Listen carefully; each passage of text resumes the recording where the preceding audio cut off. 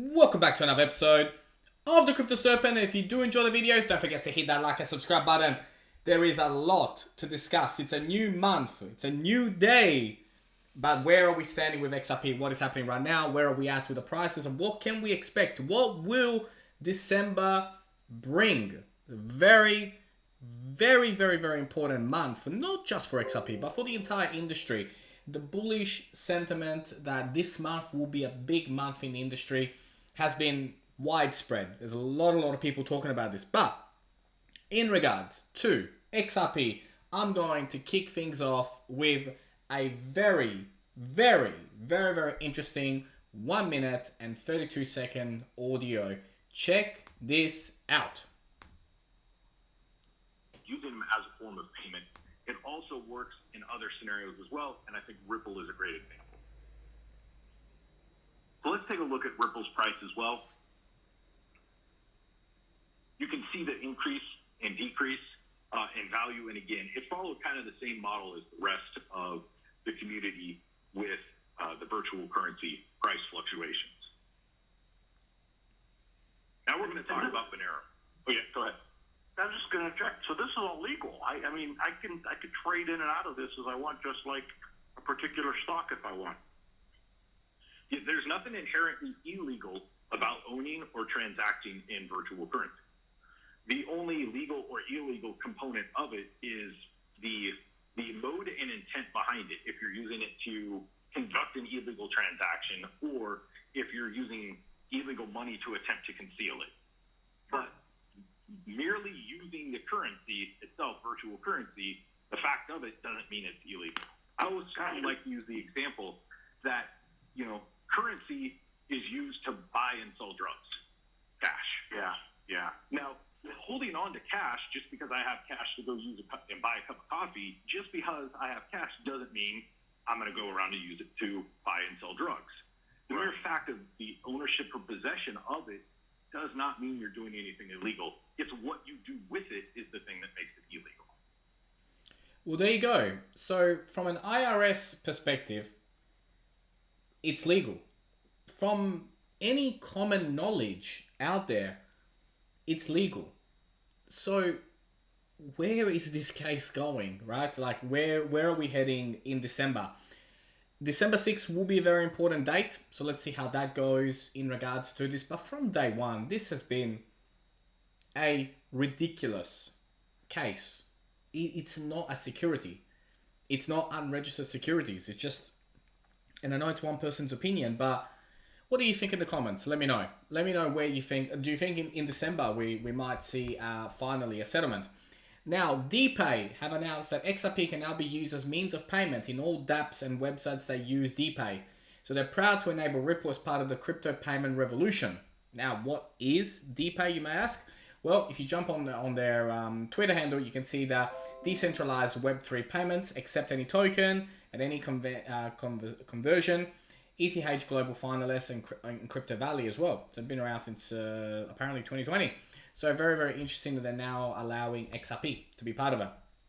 Now, Equilibrium Games have come out with something very interesting. So they're saying that they're going to be creating games on the XRP ledger.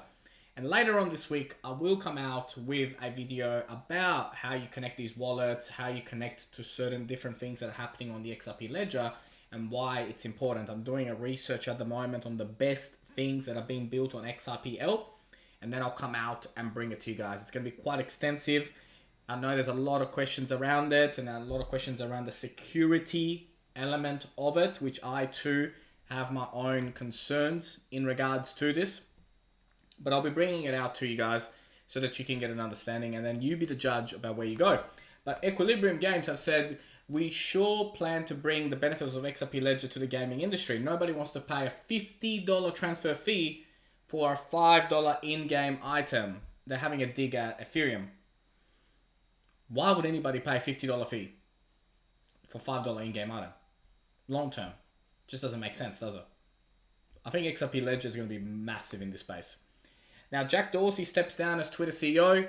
SHIB listed on Kraken, and 40 million XRP moved to Binance and sold immediately. Just a few news headlines that have come out, but 40 million XRP moved to Binance and sold immediately. Who was it? Who knows? But hey, I don't know if I'd sell 40 million XRP in today's rates, but hey, everybody each to their own. Now, when we do talk about prices, and we will talk about prices in a little bit later on, we are going to talk about, of course, the critical levels around where we're sitting right now and what can we expect as far as moves. Now, the XRP price did break below $1, but we are seeing strong momentum starting to kick back in. And when we do look at Atani, you'll see what I'm talking about. We're seeing Ethereum have a massive run today, like outperforming Bitcoin big time. What does that mean for the market? We'll cover that off in a little bit. Also want to cover off something that has been mentioned on the channel before, but I do want to mention that Amazon partners with Ripple-friendly dLocal. So dLocal is a top of the line transactional platform for e-payments that runs on RippleNet and works mainly in developing countries, in particular in regions of Africa, Caribbean, and Latin America. Now, this was announced back in May, but I just want to make sure that you guys are aware that there are strong rumors circulating around big organization, Fortune 500 companies that soon are going to be making out, they're going to be coming out with the news that they are working with Ripple. They can't at the moment because it's under an SEC investigation, but companies like Amazon, and there's plenty others to come, are going to come out and announce that they do work with Ripple once the case is over. Let's jump into Atani. Let's have a look at some indicators. Okay, so as we begin to look at the charts, in the moment in particular, what we're looking here is a daily chart. We can see that we are back above the moving average 50 and the moving average 200. So the moving average 200, we are back above it on the daily time frame. When we look at the daily MACD, it's starting to close the gap, but it still hasn't. The MACD has still not closed bullish, right? So still a gap, still on the bearish. But if you look at the RSI, it's starting to come back towards the middle, but still a long way to go. Now we're sitting at a dollar flat at 0.24%, which is nothing. Now we were a little bit up slightly earlier at $1, but we've sort of been hovering the 98 cents and this dollar movement. Now, what that tells us is that there hasn't been that much movement. Now, same with Bitcoin, right? It's 0.50% down at the time of making this. So Ethereum is moving, Solana's moving, XRP and Bitcoin are sort of sitting flat at the moment. So we're waiting for that next move to come out. On a 12-hour perspective, you can see that we're starting, right? The MACD is starting to move into a bullish. It is back into the bullish, but we're waiting for the daily now to come back into bullish to confirm that we are on the move and we're going to be moving very, very fast. Now, when I do look at the charts a little bit later on, you'll see why we're here right now and what are some of the opportunities that we have coming up. Okay, so when we do start to look at the charts, and we're looking at the charts right now, I can see that where we are right now, it is a critical moment from the pullback that we've had. Is this now it? Was that 95 cents that we touched? Was that the bottom? And are we now ready to move up? And I think the answer you'll find will be yes. So we've done that. We're now going to start to move towards that 120. Consolidate above 120 and then start to move towards 196. So this is likely the scenario that we're going to be following the narrative. But step one, we need to go above $1.10, consolidate above $1.10. Then we can start to confidently talk about a move up towards the 136, 196 and all them. So 110 first, then we got to go to 136, consolidate above 136, and then we're off towards 198 and then beyond. So critical moments, 110, how do we consolidate above $1.10? 136, how do we consolidate above 136? 142, 166, and 198. The consolidation above 198 will take us all the way to 280. Then there'll be a little drop off, go towards a 380-ish, another drop, and then we go to 450 to $5.